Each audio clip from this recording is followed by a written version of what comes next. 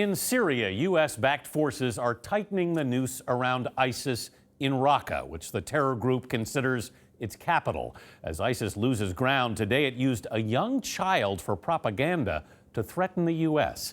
Here's Holly Williams.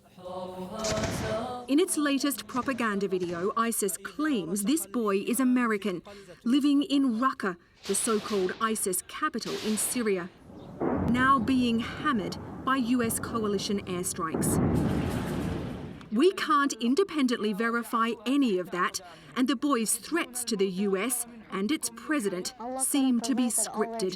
Here in the Islamic State, Muslims from around the world have united to establish the rule of Allah. My message to Trump, so get ready, for the fighting has just begun. ISIS has often exploited children in its propaganda. It's even filmed them apparently carrying out executions. But this is the first time the extremists have used a child they say is American.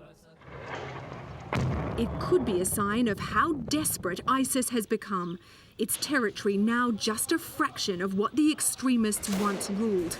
But around 20,000 civilians are also thought to be trapped in ISIS-controlled territory in Raqqa, vulnerable to US coalition airstrikes pounding the city.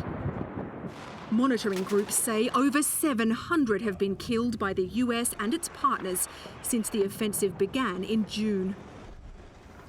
The United Nations called today for a humanitarian pause in fighting in Raqqa to allow civilians to escape the city. But it acknowledged that ISIS is attempting to use them as human shields, which could make escape impossible. Anthony. Holly Williams reporting from Istanbul. Thanks.